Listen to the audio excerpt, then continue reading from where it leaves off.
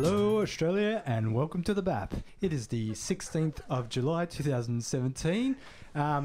What you may have noticed is some comments. I don't know if they were crude or not, but I just had enough of my two co-hosts dribbling shit, so I thought I'm just going to roll with it. No, it was Jason trying to touchscreen his laptop, which is not a touchscreen. Which is not a touchscreen. And he was mocking himself on mic while you started the show. Let's touch the screen. Yeah, well, I can only do two things at a time. So, but that was one, start the intro theme. Yeah. Two, start the stream. Telling you guys to knock it off. That's three. Yeah, it's not going to happen. The third thing of, by the way, guys, I'm broadcasting. It's not necessary. Just got two slots. That's it. Yeah. So this week for douchebaggery, I really haven't done that much except finish The Handmaid's Tale, which I thoroughly enjoyed. I haven't started that yet. Damn it. Get onto it. That one's worth it. That one really is worth it. You know what helps is when you talk into a microphone and don't hold it in your lap. Okay. I've successfully gotten a few converts to get into it, and they've all enjoyed it. The thing with The Handmaid's Tale, don't expect a visual feast. I mean, to some extent, they've done well to capture the dystopia, but don't be expecting the new Pope, or I can't think of anything off the top of my head. The grandeur of Game of Thrones, where they go all out. Nothing's gonna no one has the budgets Game of Thrones have. But I think the story is so strong in The Handmaid's Tale, you're not too preoccupied by the visuals. I mean, they do enough to convey the thing. They don't need to overdo the visuals, really, do they? What is it? Maybe that's a theocracy. Maybe that's why there's so many guys standing around with guns. Well, it's cheap, and the guys aren't even particularly uniformed. It's just like black jumpsuits and balaclavas. Cheap, and right? Stuff. Cheap, real cheap. Which is interesting to see what will happen in season 2, because they'll obviously have budget going forward. Yeah. And they who's producing this? Is it AMC? Well, they've got budget usually. No, I mean, not as much as like was it Hulu? HBO, but I think it was Hulu. Oh, right. Okay, it's one of the streaming services. No, fair enough. That makes sense. I mean, Amazon had reasonably good budgets when they did Man in the High Castle. Well, yeah, that was really impressive. That's pretty cool. So, Handmaid's Tale is no Man in the High Castle in terms of that's all right visuals, but story is just as strong. Yeah. And I mean, the nature of the story, you don't need the huge visuals. That some might say Man in the High Castle's the story is a bit weaker, but just the visual interpretation of what a different outcome of World War II might have been is just so impressive. I can't even find out who their distributor is. I'm looking at the wrong thing. I would totally just Google it rather than IMDb it. Well, I just thought it would come up with it. Yeah, didn't. Anyway, I shall find. Can't even work the internet. It is Hulu. Son. It's Hulu. It's Hulu. Yeah, I mean, they haven't needed big visuals or anything like that. It's very much narrative and character driven and stuff. So it does sort of help though. Like as much as I'm all about the story. I'm not sure what big visuals would look like for this story. It's not really part of it, I guess. There's some things they refer to like terrorist attacks on Washington and stuff, which. Who knows? They do a lot of flashbacks and things like that, so that could be something for the second season, maybe, and things like that. So, I mean, they got the cheaper of the Fines brothers into the show. Budget fines, the bargain basement fines, budget fines. Ouch. He does a. I think he plays pretty. He does a fine job. He does do a fine job. Yeah. Okay. Well, if Handmaid's Tale, a new season. A new series that I discovered and then binge watched through the first two seasons. I don't know if there's going to be a third. Is a show called Fortitude, which probably no one's heard about at all. No, I'm going to say the first season was fantastic. It's set in this fictional town in the Arctic. That's essentially an internationally run town. Or mostly run by Norway, but a very international, diverse sort of town and that. And there's it's supposedly the safest town in the world, and there's a very small police force, and all of a sudden people start dying. There's a bit of a science fiction horror element to it, which develops. It doesn't start off that way. It starts off as a very sort of standard police drama kind of thing. Procedural police drama. Mm-hmm. And then it develops because it's a little bit about... We've heard about these things, what happens when the permafrost starts melting in prehistoric things start popping out, diseases. I don't think we've heard about that, but yep. Oh, no, diseases, right? Sorry, Yeah. no. For a second, I thought you were going to be like, and there's dinosaurs. No, I not was so like, much whoa, that. hang on, because Not so much like that, but this has taken a strange turn. yeah. So that's kind of like. So is it a little bit like Helix? Did you ever watch Helix? No, I never watched Helix.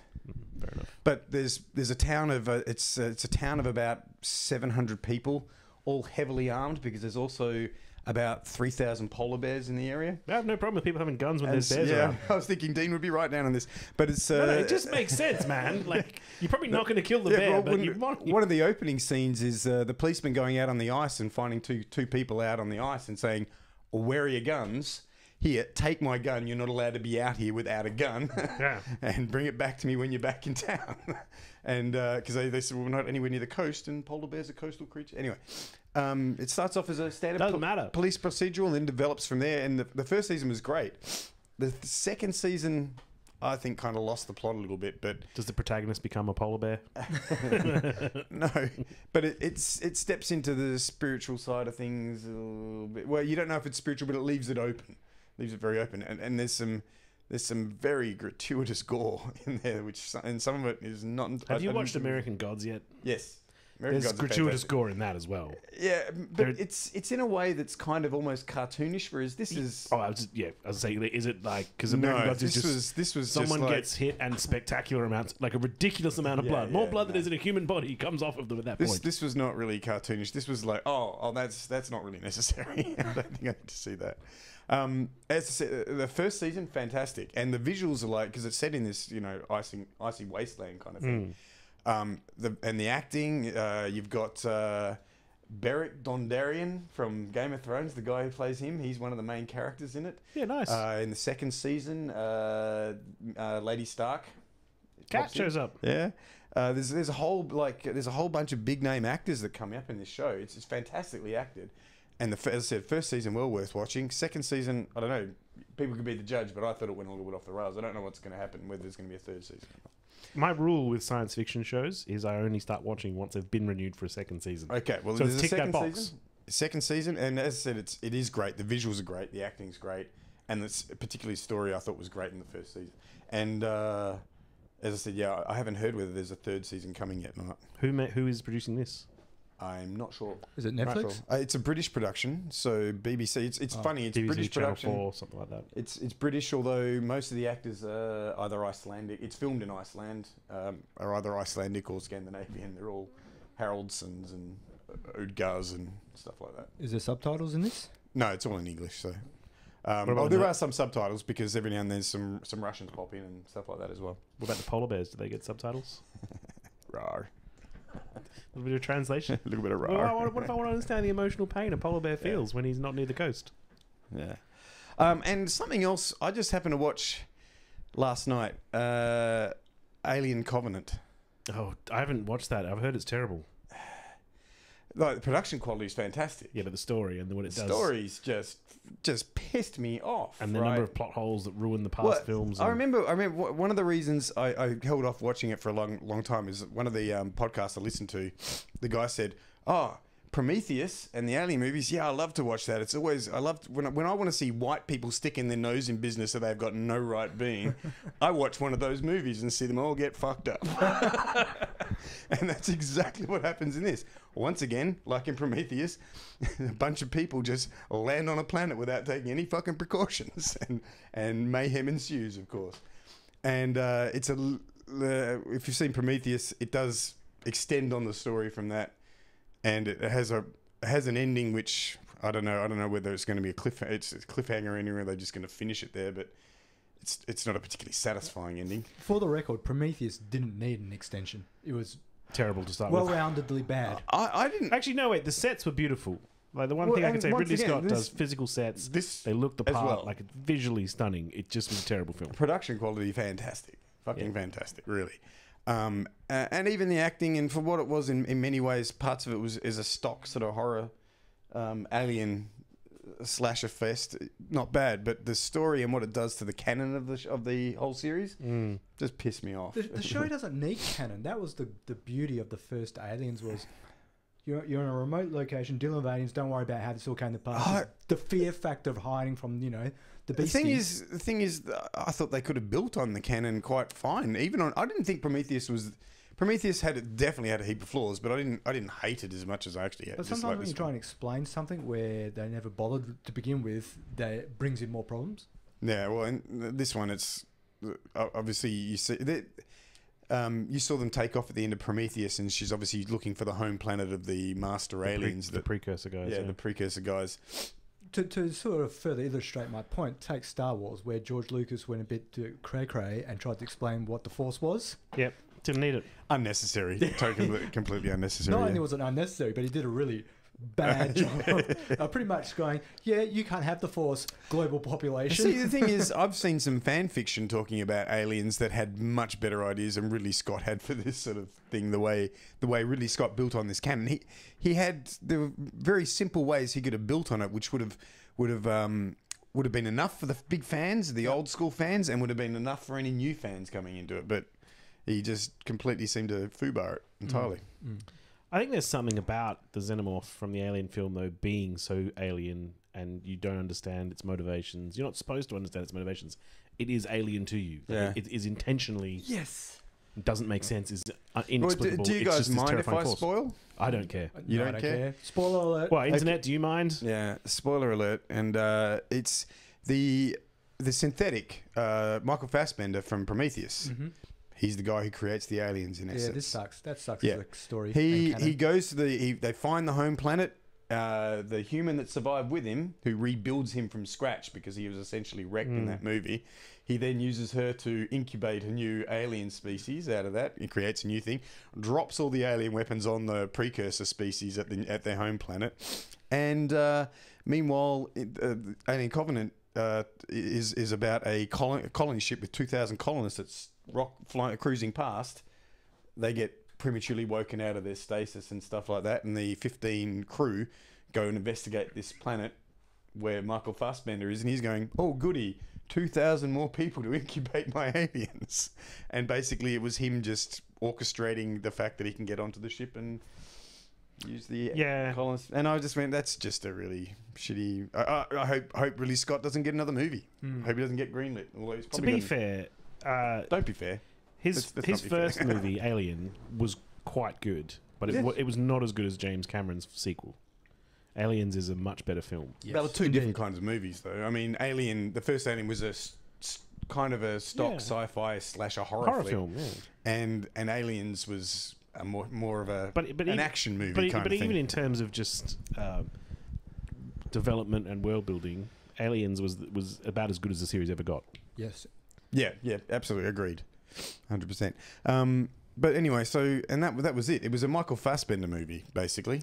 And This is what the problem I have with Michael Fassbender in general, and also Jennifer Lawrence. I don't care. Any film they're in is ruined by the fact that they just craft the story around these, like the X-Men films. All of a sudden they're like, oh, Mystique is like the lead X-Men, and Magneto is really important. Don't worry about the fucking other. No, wrong. Like, I'm sorry, they're big names. I get it's that. a fucking but ensemble, it's people. a fucking ensemble cast. Stop doing that. You're ruining it. Yeah. And it really was the Michael Fassbender, because he played two roles. He was a synthetic on the colony ship, And a synthetic and, elsewhere. and he was the evil synthetic, and it came down to a battle between those synthetics in the end, and it leaves you guessing at one stage as to which one won, because one of them turns up and helps them get off the planet and stuff like that, and you're left wondering, oh, which one is it? And then of course he's putting him to sleep in the stasis capsule, and as one of them's drifting off to sleep, he's like, haha, don't let the bed bugs bite, and that's it. Game over. It sounds shit. Yeah, it pissed me off. Yeah, that's about the same review I heard from everyone else I know that saw the film. Is that it was just irritating. If you've seen any of the other Alien films, it's annoying. Yeah.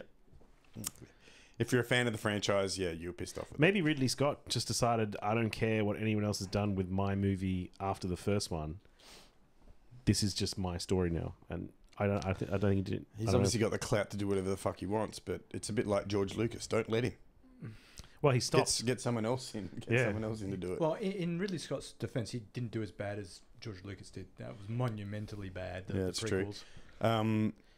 But then I've got to say, Rogue One's the best Star Wars movie since Empire. So I like The Force Awakens a lot too. It wasn't better than Empire. No, I like Force Awakens, but Rogue One was like it goes Star Wars or Empire, Star Wars, and then Well, at least Rogue One for wasn't me. rinse and Rogue One was repeat. It was actually a brand new story. Yeah, I liked it a lot. There was that one guy though, the blind guy with the stick who wasn't a Jedi, but was basically a Jedi. Yeah, That's the only complaint I have with the film, which is that's not bad. Yeah. Like they did pretty good. I'm curious to see how much that they cut though, because they did What's the extensive next one? It's the Han reshoots. Solo movie, isn't it? It's the Han Solo prequel. Yeah, or the something. two directors that are in charge of that quit, Oh, that's right. I did hear. and about they've that. just brought Ron Howard in to finish it off, which is probably a good thing. capable hands. Capable enough, but if two directors have quit due to studio influence, I don't know if Ron Howard's the kind of guy that's gonna I don't see him really complying with what the studio wants unless he happens to disagree with the vision. I don't know. Yeah. I feel like the film's in trouble. Oh dear. But the new Last Jedi stuff is all looking pretty good. All the trailers and stuff coming out of that. So I am hopeful for the series. Who's directing that? Is that? I don't know. It was Abrams did. Yeah, it's not Abrams again. Okay. It's another dude whose name eludes Abrams, me. the reboot king. Yeah, Reboot and Run. Yeah. He's really good at starting franchises. Well, he knows when to get out. Yeah. Yeah. Didn't with Lost though, did he? Oh, well, That's pretty that dire. was the lesson for him, I think, wasn't Yeah, it? yeah. You're not good at the middle or the end of things. Really good at the beginning. Well, that's all I got for douchebag. I went on a little mini 80s binge last night and watched half, because I fell asleep, of The Never Ending Story. So it wasn't never ending It for ended. me. Not to say I was actually enjoying it. I was a bit under the weather, which is why I fell asleep. But I was, that era of the 80s of when Jim Henson's creations and creatures, not that Jim Henson was involved with this, but the what do you call them? Puppets. I call them Muppets. It was quite touching to see them being used, and you don't really see them in modern children's movies anymore. The closest thing conceptually I can think of off the top of my head would be Jumanji. That idea of going into this, Even that's mostly CG. I actually prefer. I was rewatching The Labyrinth, like this was a while ago, but also The Dark Crystal as well. And I love films with puppets. I don't. You stop caring that they're puppets. Oh, one I've been mean to Whereas CG, you sort of, I'm always like noticing when it's bad CG. You're like, ooh, that's a bit. one I've been mean to get back to watch again, which You I gonna say think has been Farscape? underrated, is Legend. I haven't seen Legend. Legend. That was Tom Cruise And Tim puppets? Curry. There was some puppetry in it. Mia Sara. I've never seen this film. You check it out. It's. I think it's pretty good. But talking about falling asleep while watching something or something, Matt Taibbi and Alex Perrine have a new podcast out. do they? A weekly podcast called Tafu. That you fell asleep in? Well, I was listening to it very late at night, like midnight kind of thing, and I was listening to the first half of it, and then at some point, because I went back and I fell asleep and had some really fucked up dreams. Went back and re-listened to the rest of it. It was because at some point they decided to read. You've heard of the journalist David Brooks? The Majority Yes. Report pulled the piss out of me. Is one of these. Anyway, they decided to read a David Brooks article while huffing helium. So I fell asleep listening to Matt Taibbi and Alex Perrine read through. cut entitlements. It was fucked up. It's a really weird It's a strange podcast. Matt Taibbi's a strange guy. No, I'm wondering if it's going to be like a regular thing on their show. I where don't know, they're but huffing hopefully. various Yeah, gases. but I mean, because Matt Taibbi used to be a journalist in Russia, so he knows the Russian situation. So they were just talking about the whole Donald Trump Russia thing a lot through the first half, and I listened to that. It was only later on I fell asleep during the helium reading, which was very interesting. But it's good. It's worth it. It's worth listening to. It's a good I podcast. revisited one of your suggestions from a couple months back, being Denzel Washington's the greatest actor, period. It's actually good fun, especially the way I approached it this time was rather than watching them in chronological order, I went, what movie do I want to see them comment on, and went that way. Yeah. It's hilarious, especially their concept of Denzelishness. At some point they go, okay, so what are the elements of Denzelishness that comes up in this one? And they'll rattle them off. Because I watched the one about Man on Fire where they're going, pretty much just... they Old rated man it- action era. where they were arguing whether this was bamboozled or this is what he does in terms of ratings. Yeah. But they were saying they layered upon piles of Denzelishness. Have you rewatched it? Because I went through it when we were traveling down south, this was the podcast that my partner loved listening to as well. So we were listening to a lot on the road. And then when we got back, it was like Denzel marathons. Yeah, we were watching. I tried It's to like watch encouraging you to rewatch all the films. Man on Fire. It's a good movie. It is one of my favourites. That's definitely Denzel just going brutalizing certain people. It was pretty Yes, good. in his old man Action era. Yeah. Because they've rated his career as I can't remember the first one. Then it's got he's got game.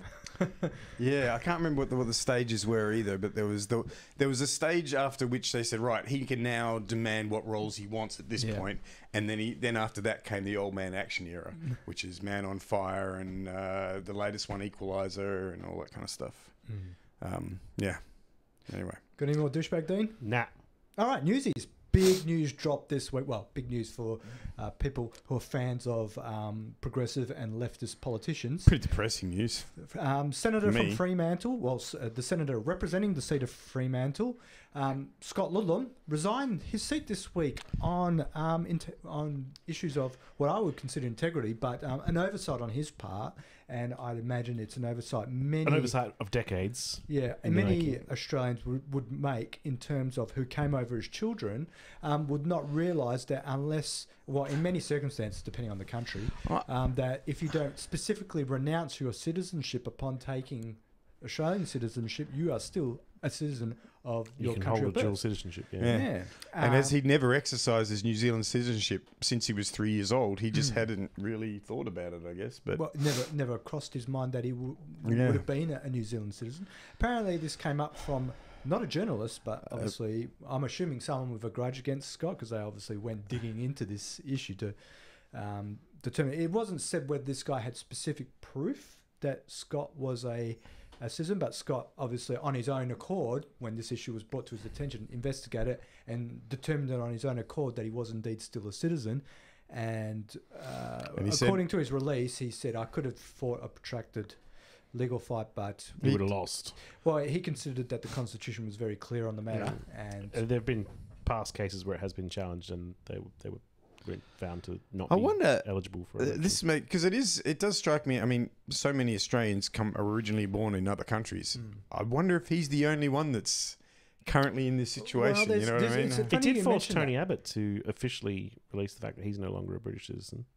So he actually confirmed because he was playing. I believe so. He was playing Ducks I and looked Drakes with into that, wasn't he? this. So it's never been conclusively. The issue with Tony is no one can prove that he is still indeed a British citizen, because the Home Office in Britain, won't comment. They don't release those details to the public, because basically a particular blogger in, I forget what his name was requesting information on Tony's renunciation, and the Home Office refused. I think it's the Home Office refused to release those details to the public. Fair enough. Tony wouldn't provide any documentation of his renunciation. His office merely said that Tony is not a citizen of. Wasn't there some Britain? crazy language that the office released that said the Australian Prime Minister is a citizen of Australia and and therefore is a citizen of Australia? It was just like it was redundancy. But, well, basically, no one can count. It's a he said, Political she said. doublespeak from a politician? Yeah. Dear Lord. It got left at the point where there's no journalist that can prove definitively that he is a British citizen, and Tony, in that regard, hasn't provided anything to outrightly prove that he is. But no one can prove that he is, so it's unresolved. Isn't he? Well, hang on a second. I mean, we work on the legal principle the man is innocent until proven guilty. If he says he's not a citizen, then he's not until someone proves otherwise. Yeah, apparently that's how it works. One would think, though, that... Not apparently. apparently that's That's how it should work. Well, surely it would be a simple matter of just clarifying his how he actioned his renunciation of his British citizenship. Hang on. Right, now, imagine when Tony said he wasn't going to snipe or wreck from the backbench. Right? That was true until someone can prove that he has been sniping and wrecking the backbench, which is demonstrably true. If we want to use the basis of evidence, all we do know is that Tony was born in the UK, and therefore all the evidence we have up to this point is that he is a citizen of the UK as well. Well, until he proves otherwise. No, not until he proves otherwise. No, but why not? Because at the moment, the only evidence we have is proving that and his word that says, "I'm not a citizen." You've got to prove. You've got to. I know. So, well, if he's renouncing it officially, but I thought he wasn't renouncing it. No. He's never offered a proof that he's renounced it, but he has said. Oh, okay. That he said he's renounced it. He hasn't provided evidence of that renunciation. I'm willing to take Tony at his word. Okay. The on one that issue, I legitimately am. The one thing that concerned me a little bit was there's been calls from certain right-wing journalists. Even some sort of left-wing, or nominal left-wing, like neoliberal type left-wing journalists, that Scott Ludlam repay all the money that he's been paid. Yeah. Man, this is so key. These are like the clowns going after that. Is it a national or liberal guy who owned a shopping centre with a... that was the Labor Party, yeah. And it's like, come on, guys. There's a difference between, an honest mistake and a direct line of you're deliberately trying to subvert the Constitution by your actions of going into Parliament. And asking Scott Ludlam, who, I mean, I know I'm very biased in this, but he's been obviously working not for his own benefit. He's been working for the good of the Australian people. And meanwhile, all these oxygen thieves in the Liberal Party and stuff like that want him to repay money. From what I understand, the standard position for this has happened before. Yep. The standard position for this to happen is that the government will issue instructions he has to repay it, and then they will waive. They do with all they have done in the past for all politicians. It has also been tested in court if any of the votes he participated in, that they all still count. Like all the votes while he was a senator. Can't roll them back. They don't roll any of that back. It all still stands. They will officially tell him, hey, you shouldn't have been paid, and then they'll waive. So because demonstrably he has been working as a senator. He has been doing his job. Therefore, they usually waive that. So his statement that Pauline Hanson was doing something illegal, that also stands? Excellent. Yeah, still stands. Can't roll that back. Nice. It turns out he himself was doing something unconstitutional at the time. Whose progressive interest did he really have at heart, bro? he was working as a Kiwi working secret to agent. expand the Kiwi empire. For the New Zealand flavour of leftism. Someone was saying he could step down from this because of the way the Senate works and things like that. That's possible, and this was the horror scenario that one liberal, one right-wing journalist was saying is he steps down for the time being, cools his heels for a while, renounces his New Zealand citizenship, and then gets the Green Party to reinstate him. I don't think they can do that. I don't know how it works. For the seat again. They can because if the third person on the ticket, who will now be getting Scott's position, well, technically he'll be getting. Yeah. There's a female West Australian senator for the Greens whose name completely eludes me. I was about to Google it. She moves up into the first spot, and this third person comes in, but effectively gets what was Scott's spot. But if they resign, which they could do voluntarily if they wish, Scott could. Then the WA Greens Party has to name another candidate. If Scott had, by that point in time, renounced his New Zealand citizenship, he would be eligible and could become. But the other interesting part about that is Scott did have one of the 6-year Senate seats. No. So people don't know if the new. The third ticket name gets that 6-year spot, or if the person who was the second Greens ticket lady, if she would take the 6 years instead of the 3 years that she's currently got. So yeah, it's a bit up in the air, but I can't imagine anyone seriously in politics being, oh, it's okay, I don't want to live my dream, I will resign so Scott, who made a mistake, can have his spot back. Yeah. Oh, it's a shame of having integrity. Hey, Scott. Yeah, I think it was a great display of integrity, though. He didn't mess around, no muss, no fuss. He got the fuck out. I wish to say that he would set an example, but I don't think that's an example any other politician's going to take. Yeah, I mean, to be fair, Scott's also had some personal issues as of late. He took a bunch of leave while he was dealing with depression. Maybe he's also legitimately kind of okay with not being in politics at the moment. Oh, I don't know. But it was a bit of sad news for the week because he's one of the good guys. Yeah, in my mind, one of the few. He definitely took the wind out of the sails of the opposition, though, because the story sort of petered out very quickly. Yeah, but in general, that's what politicians should do when they do something wrong. Yeah, they should be like, me culpa, my bad. Right? If Bronwyn Bishop, when she had have been done for that Choppergate thing, had have not just been this overly entitled bitch about it, and had have said totally understand, my bad, that story would have gone away. Yeah. Or I'm out, or I'll repay the money immediately. I saw an interview on the Late Line interview with Scott Ludlam, and he was like, yeah, it's all me. And they're going, surely one of your people should have asked you about this. He goes, let's not blame them. I should have known. And he was just completely upfront about. They said, so did you? Was it an immediate decision? He goes, well, I got to admit, for a couple of days, I was in a bit of denial. I was like, what the fuck? and then he said, then it was quite clear what the Constitution said, and he resigned. So, yeah. Just on well, I think Tony popped up in there a little bit because of his possible English heritage. Greatest Prime Minister our nation's ever had. Yeah, definite English heritage, citizenship unclear. Okay, one thing that did pop up, I was on the Twitter feed, was someone pointed out that it's kind of funny that our head of state is 100% English and allowed to be 100% English and still be our head of state, but we can't have a senator that once lived in New Zealand kind of thing. The Queen, of course, 100% English. That's okay. She can be our head of state. Well, that's in the Constitution, once again. Yeah, of course. Anyway, Tony... That is a bit funny, though, when you think about it. It's like... Yeah, so... Because I'm pretty sure, like, some of the first Australian parliamentarians probably were born in England. Yeah. Possibly were still British citizens at the time. Well, that's what I'm thinking. I'm thinking there's probably a lot of politicians that may be looking at their citizenship status at the moment going, hang on, have I renounced that properly? Because... Australia's we're a bunch of migrants. We've come from all over the place, and there's when bound to did be. this rule get inserted into the Constitution? Was 6 days ago. No, I don't know. Might be saying I'll have to do some homework. Yeah, I think so. Tony, I heard on there was a couple of interviews. How it was Frank's story. He brought this to the table, and then he asked these tough questions like, "So when did this get brought in, guys?" Like, well, you brought the story to the table, Frank. I don't know. Tony Abbott apparently might be getting offered the top job in London. We've heard this before. Well, no, we heard it as Brandis was going to get it.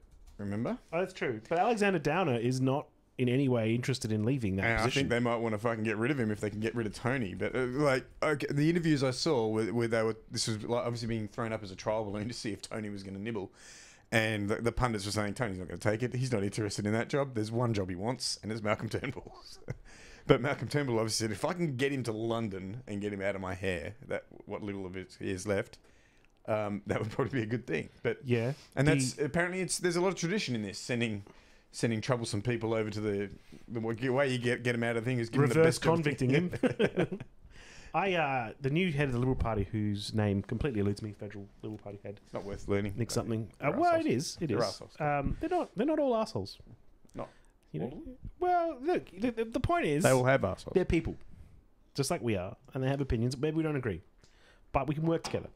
Anyway, the new head of the Liberal Party incoming has said that Tony Abbott needs to sit down with Malcolm Turnbull and sort this shit out because they're going to lose the next election if these two keep... To Bill Shorten, oh my God. To Bill Shorten. I mean, and Tony can't keep releasing his conservative vision for Australia. He cannot do this. It has to look like a unified party. And to be fair, Malcolm hasn't really been helping when he's having press releases referring to the gentleman, like not even naming Tony. Like their relationship has devolved so much they can't even talk about the gentleman each from other. Warrigar. Yeah. Well, they can't talk to each other. We can't even talk about each other. I won't even say his name. I have that much bile in my throat when I try. Oh, well. Yeah, T-bone. But there was another interesting, segueing onto the Malcolm side of things, there was a pretty interesting story this week, well, for me anyway, where our beloved Prime Minister, can I say beloved? Refer to Malcolm? No, who's beloved? Well, our elected Prime Minister. Our arguably beloved. Some love him. As I said, arguably. Others don't. Tony doesn't. Anyway, Malcolm, dear Malcolm, he gave a press release with Attorney General George Brandis, where they had a bit of a chat about encryption. Specifically, Prime Minister Turnbull was talking about new legislation they were going to bring in to tackle these end-to-end encryption messaging services such that the companies, like WhatsApp, which is owned by Facebook, and iMessage from Apple, will be able to supply them with the content of the message. Now, the problem with that is inherent in the name of this. They're using end-to-end encryption. So the sender has a private key, the receiver has his public key. Everything between those 2 points is encrypted data. They can't read it. Now, these companies have said, "Hey, you know how this works. We can't actually read that. The service we offer is it's encrypted. It's implied. It's encrypted. It's encrypted messaging. We can't read. You know what encrypted means? Now, former telecommunications minister, and inventor of the internet in many ways. So during his announcement, while quizzed about this by a journalist, our beloved Prime Minister answered that the laws of Australia prevail in Australia. I can assure you of that. The laws of mathematics are very commendable, but only the law of Australia applies in Australia. Mathematics doesn't. Mathematics apparently doesn't. He's declaring a war on mathematics. Man, I wish I'd known that back in high school when I was I failing know, math. right? Yeah. When they're trying to like, Jason, why are you paying attention to math? Because the law of Australia prevails. That's right. That's right. Right? So you're asking the question wrong. It's not like, what's 3 plus 2? It's what's a 6-pack minus 3 tinnies. But I also love how many times he said Australia in that little sentence there. He got 4 of them in there. Then he continued on with his announcement saying, I am not a cryptographer, which I thought was blindingly obvious by this point in time, but he wanted to assure the nation he wasn't. He just wants to know that he is seeking to secure the assistance of the companies involved so they face up to their responsibilities. They can't just wash their hands of this and say there's nothing to do with them. Once again, it's encrypted from end to end. There's nothing anyone can do about this, but that wasn't good enough for our Attorney General or for Malcolm. Now, our AG wanted to stress that Darth Brandis, I should say, that what he was after was not a backdoor. It's not backdoor and encryption because that would be silly. All he's after is for these companies Brandis is not interested in the back door. to provide them with the content of the messages. Not a backdoor. They just provide the content of the messages with the end-to-end encryption that they can't read. Just no provide backdoor. that without a backdoor. Not a backdoor. It's not a backdoor. It's not going to break encryption. We just want the content of the messages. These people are idiots, unfortunately. I love how I only found out recently that George Brandis is a member. Darth Brandis. I keep calling him George for some reason. Darth Brandis is a member of the moderate faction of the Liberal Party. I know. It's mind-boggling stuff. What does moderate mean for them? Just not religious? Not the right-wing conservative. So like a classical liberal, believes in small governments, freedom of individuals to decide their own agendas. George Brandis is like none of that. Well, the small government thing probably, but like not freedom of individuals. No, not at all. He's a terrifying man. Now, the problem with all of this actually came up originally in the UK Parliament as well, under Theresa May's government. They're talking very similar stuff, wanting to end encryption, be able to get backdoors in the protocol so they can read terrorist messages, so that they can read child pornographers' messages. So that, the classical villains, anyone you would name so that you can sort of break down these private messaging protocols that people would use for political dissent or whatever they want to do. But somehow we've adopted this now as our policy. It wouldn't work there. It's not going to work here. I don't actually understand what these people are trying to achieve, other than to sort of grandstand and like blow the dog whistle to their members. But none of this makes sense. And Malcolm is not... Well, I didn't think he was a stupid man originally. Well, I mean, I get the conspiracy... I'm one of these conspiracy theorists that believe they legitimately don't want... They want to be able to crack down on political dissent eventually. That's something but do they want to be able to do, quite happy to internet do. banking or emails or maybe buying stuff online? Yeah. I guess Do they want to like impinge on my right to have a VPN tunnel so that I can watch Netflix like I'm in Arizona? That is definitely what they want to do. Well, maybe not That they. seems unreasonable. Arizona, is it? Well, it changes. Sometimes I'm in Arizona, sometimes... Look, It's like going on a you holiday. don't need to know where I say I am. I have a right to free movement on the internet. It's like going on a holiday.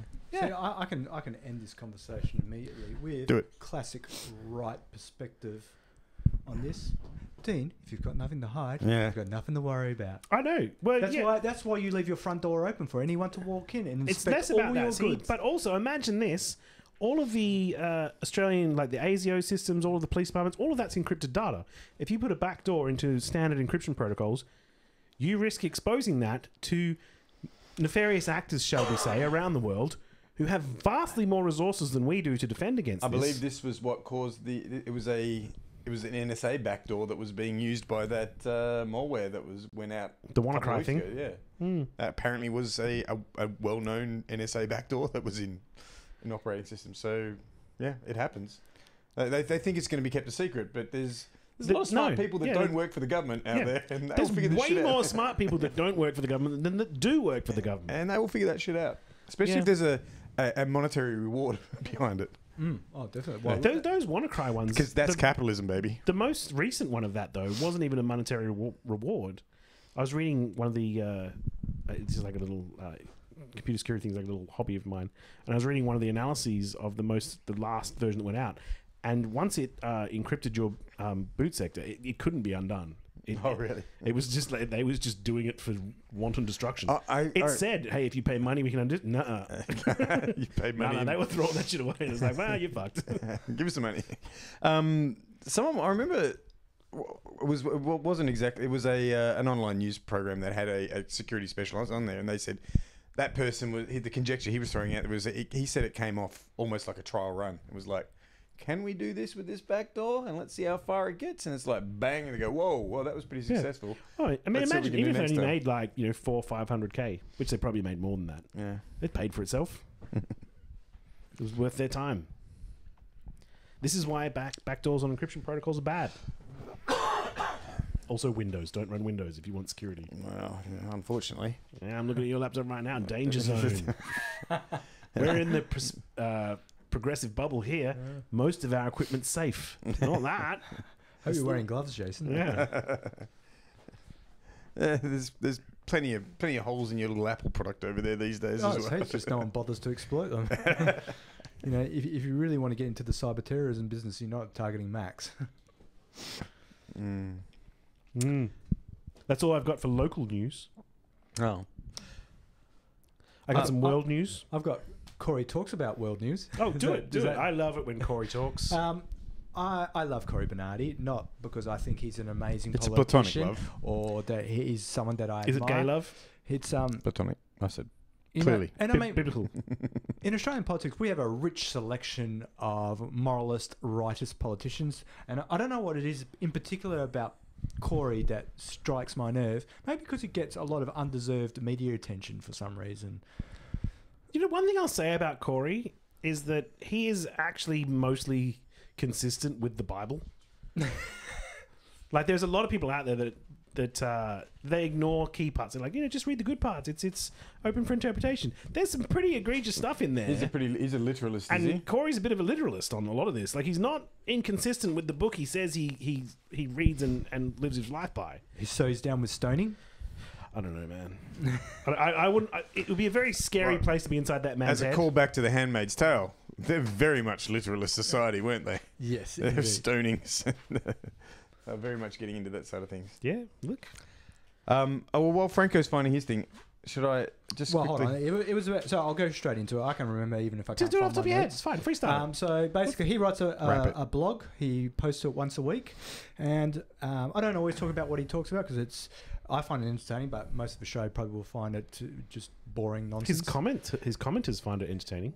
Yes, when he allows people to comment. So that this week he decided to talk about Israel, and in particularly because the week before, former Foreign Minister, Labor elder Bob Carr, I think was moving a motion through the Labor caucus to recognise the state of Israel. I don't know Palestine. why Palestine. Sorry, I don't know why a political party recognises states. Isn't that the job of a nation? But anyway, you can have a platform. Because you got to start somewhere, kind of thing.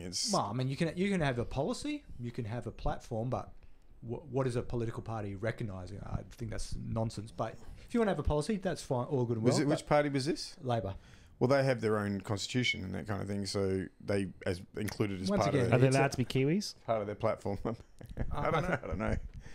Ex-Kiwis, maybe. I don't think a political party needs. They have to start somewhere, and it's a political party saying it's we are called- going to It's accept. called Yeah. having a policy. Yeah. The fucking United Nations recognizes Palestine as a state. Yeah. That's It's called not the like it's going to start somewhere. that's It's the started. imaginary world of the United Nations, according to Corey. Yeah. So Bob Carr made him upset because he's obviously a friend of Israel. I don't know. And typically I find the friendship of right-wing Christians with regards to Israel is their friendship with Israel goes as far as they're going to bring on the end of time. So that's why they like Israel shouldn't be very comfortable with their friendship, I don't think. So It comes at a price. So what I found particularly interesting about Corey's take on what Bob Carr was doing was he had a lot of love for Israel. He thought they were a beacon of democracy and hope in the Middle East. they were surrounded by enemies who were hell-bent on their destruction. And there's definitely truth in that. I'm not going to deny that by any means. Well, beacon of democracy might be a little bit of an exaggeration. Surrounded by enemies is probably not Surrounded untrue. by enemies, probably the mostly correct. Beacon of democracy, probably not. And hope. Yeah, not so much on that. And basically, he was pretty much saying that he doesn't support a two-state policy. Yeah. But throughout his whole article, Jordan could accept the Palestinians, right? Is he saying that? he didn't say that. He He ignored the elephant in the room, pretty much saying, he goes, he thought it was foolish that people like Bob Carr and his ilk were supporting supporters of terrorism. So he's pretty much labelling, was it 4.5 million people as sponsors of terror? It's really And weird. so, hold on. Well, so what's your solution, Corey, for these 4.5 million people who are, unlike your theoretical world of the UN, facts on the ground, as you like to say? That's right. Well, what's Israel meant to do with these people who they, at the moment, are treating... They don't want to treat them as citizens. No. And, it's like, okay, so you don't like a two-state solution. So what's the other solution? A one-state solution? Roll them in and make them full citizens. They don't want to do that because then that would cease to be a Jewish state because they'd be outnumbered. Well, the Corey... So they can't, they don't want to allow either of the solutions. It's like those people just need to go away somehow. Well, that's don't it. they? In Yeah. Corey world, if you ignore a problem, you don't have to deal with it. They've been rather successfully increasing the infant mortality rate in Gaza for a long time now. And I guess given a few more decades, the problem might actually fucking go away. But that's not exactly a solution for the people, for the facts on the ground now, is it? Well, it would solve the problem forever. You could call it a final solution. Yes, Jason. and that's exactly. You think Jews would be a little bit more sensitive to the idea of a final solution and the fact that they're implementing one, right?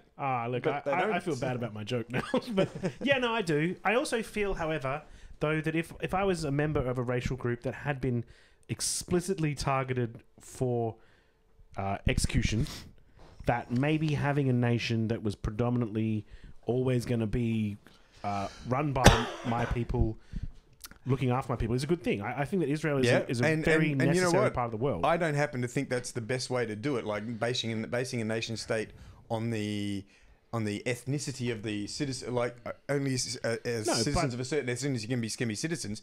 But if you're going to deny the option of a two-state solution, then you're not leaving any fucking leeway. You're not leaving any kind of room to move. Well, they're free to be prisoners in little enclaves. Yeah, That's a choice. but the thing is, they're not really one they're selection not even choice. free to be prisoners in those enclaves because they're gradually getting gobbled up as well. Mm-hmm. So it's like they're not.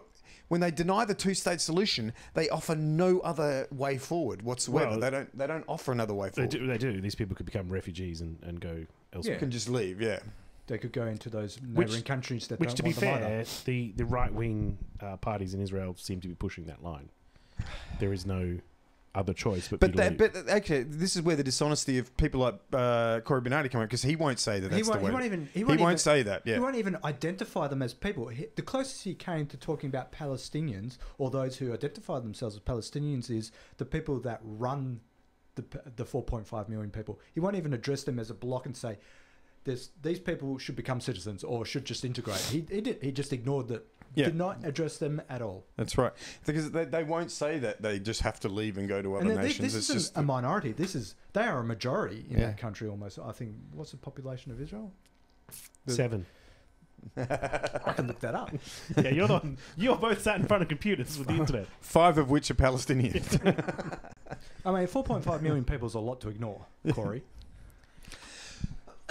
But it's bizarre. They won't discuss the other. They deny the only rational solution that seems to be there, and that's to say, okay, fine, we're going to have Israel, and there's going to have to be a second nation for those displaced Palestinians in the lands that are left there. But they say no, that can't possibly be the way it's going to be, and then don't discuss what else you might want to do. I don't know, there's 8 million people in Israel, so 4.5 million is a majority. Yeah, look, it's a problem that's been there for a long time, and it's a problem that's going to remain for a long time. These people are condemned by history to be neighbours, and it would be better for everyone if they got along. That doesn't seem to be happening anytime soon, and there are a lot of people out there supporting the Israeli stance at present. But they have a humanitarian crisis on their hands. It's only going to get worse with time. Sooner or later, they're going to have to deal with it. However, like I said, Indeed. I can very much understand the desire to maintain a Jewish state where these people feel safe. It makes sense. It's an but the thing unfortunate part of thing history that we when put we're it where talking we about put a it. two-state solution, that's saying yes, we acknowledge that a Jewish state has to remain and has a right to exist. So that's ceding that ground and saying that's what has to happen I know. anyway. It's the second part of that two-state solution that seems to be having a problem for the people like Corey Benoni. It's like, well, there's other people there that also need a place to live. Well, there's also a sizable amount of the Jewish Israeli population that just wants a solution. It's the extremist minorities of Israel that are pushing for the no two-state solution. They want to encroach more and more with the settlements. And when people propose non-violent methods such as BDS and things like that, they go, well, this is just a terrible situation as well. We can't possibly have BDS, and they denounce it as a terrorist organisation and all this kind of shit. It's like, well, that's a non-violent way that they're trying to apply pressure to present the new state, a new solution. I mean, that has its pros and cons, though. I mean, a lot of what BDS actually punishes the Palestinian population a lot of times because people get hurt, but it's applying an economic pressure but those instead of a military pressure. Palestinians. You guys remember we're on radio, so talking over each other is probably great for our listeners. There's, there's one listening right now. Do I have to implement it? Do I have to implement a talking stick? We actually had two at one stage. I don't know who the second one was. But yeah, Anyway. Corey, you're not doing well commenting on a subject and ignoring the elephant in the room.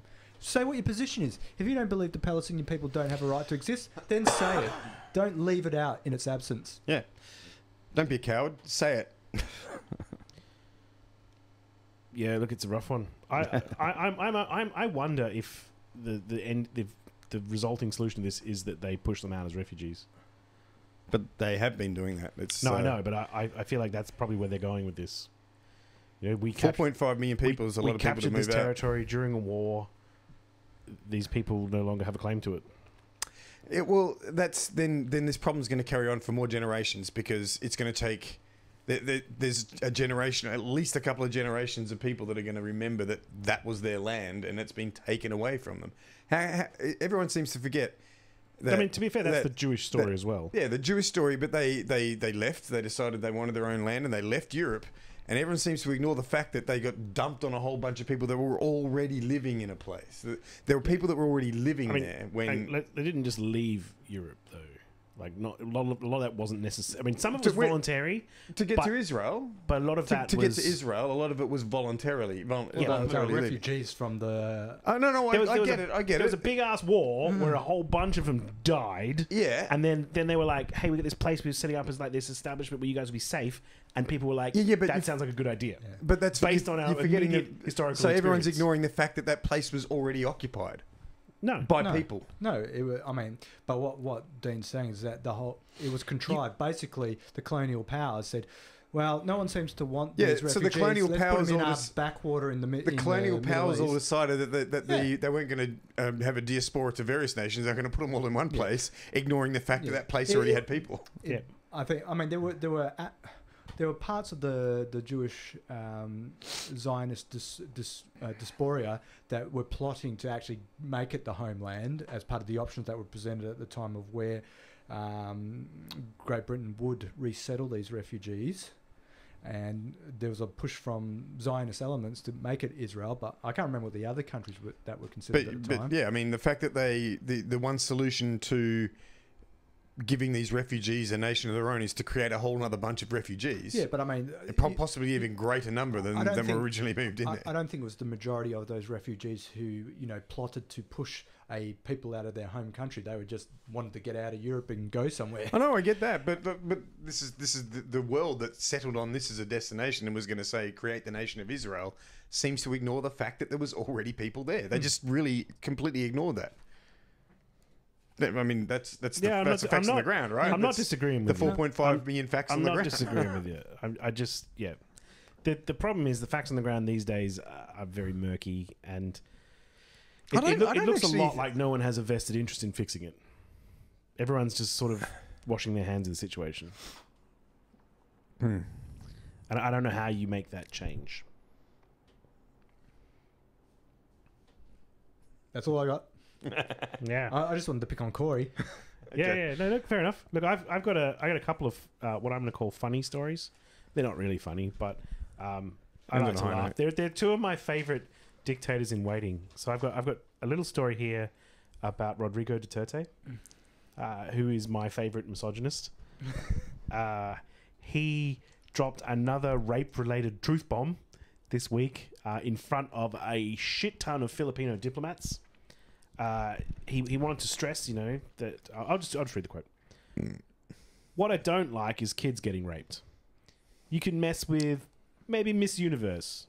Maybe I'll even congratulate you Oh my God. for having the balls to rape somebody when you know you're going to die for it. Jesus. What the fuck? It's like he doesn't even read the media's talk about his why is he always talking about raping women? What is up with that? Killing and raping is Yeah, he was implying you get lynched if you rape Miss Universe. Donald Trump. But he'd respect you Donald for Trump used to... I think Donald Trump's met with this guy and said he respected him. Donald Trump runs Miss Universe. You can't rape Miss Universe and have Donald Trump be your best mate. He'll be very angry at you. I think he read Well, for too one much thing, that's into Donald Trump's ass to grab, right? I mean, let's face Yeah, well, it's pussy to grab, Jason. Yeah. It's Donald Trump. it. I was being a little bit too gentle with it, wasn't I? And then my other favourite dictator in waiting, Tayyip Erdogan, took some time on Saturday while at a massive rally to threaten to cut the heads off traitors and dissidents. This prompted a positive response from the crowd, who then called for the restoration of capital punishment within Turkey. The poor soon-to-be headless bastards. Wow. Wow. Erdogan, his response to the crowd was, "If the parliament brings before me, I will sign it." And then there was lots of cheers. Yay! Yay, beheadings. Yay, Erdogan. Wow. Oh, wow. Turkey just Just- keeps getting worse and Yeah, worse. like, what are they doing? Who would be... How He's a madman. You're like, well, you should behead people. Okay, if you insist. how has Turkey gone from one of the most progressive sort of Yeah. nations in the Middle East? From a beacon of hope Yeah. and democracy in the Middle East. Within about 15 years, it's devolved too. It's Yeah. like been pretty sudden. Within, like, the last 3 years, it's devolved massively. And then my last international story is about a young man you may have heard of. He's a bit unknown. Tony Blair. Maybe you've heard of him. Sorry, not sorry. Yeah. Yeah. So alleged war criminal, Tony Blair. He has a website. The Tony Blair's Institute for Global something. I don't know what it's called. It's a lot of words. But It's this consultancy where he drags in a lot of cash from consultancy. various Saudi interests. It's pro-globalization, and it's basically alleging to be looking out for the little people and making globalization work for everyone and not just the privileged few. Bullshit. And getting rich while he Yeah. does it. Yeah. Anyway, so he published an article on his Institute.global website, which I thought was pretty good, and it's actually pushing for people to maybe reconsider Brexit before any more economic damage is done, which I thought was nice. I mean, Tony's very pro-Europe to start with. He was suggesting that maybe they could stay and then Europe could change and meet them halfway. Like that'd ever happen. You're a tiny fucking irrelevant island. Why would they meet you halfway? And for the record, Europe had already met them Met them beyond the halfway yeah, point. yeah, that's right. Yeah. Well, They he let also- them maintain their own currency. Yeah, look, Tony's just pointing out that there's absolutely no point in having a jobs-first Brexit policy if you leave the single market. More than 50% of England's exports go to the single market. If you lose access to that and you have all these tariff walls in place and you just have a standard arrangement under the WTO, you're screwed, which is true. Can't see Theresa May backing down on this Brexit has to happen, but it's good to see that a former war criminal can have a change of conscience, at least about, well, it's not really a change of conscience, can say smart things about Brexit being a bad idea. It's a bit late though, isn't it? I hope he goes to prison. They're still investigating him for those war crimes and lying to people about the invasion of Iraq. And George Bush doesn't dare leave his country anymore No. on threat of I don't being think arrested. he just paints dogs. Not like he paints pictures of dogs. He doesn't actually just go up to someone's dog and paint on it. That would be weird. I mean, he's not a smart man, but surely he understands the difference between painting a dog literally and Maybe that's painting his. the dog. Maybe that's his retirement business is giving spray tans to dogs. I would not be surprised by that. An extra golden retriever. That's all I got. I'm out. I'm out. I'm done. Thank you for listening, Australia. I've been Franco. I've been Jason. I am still Dean.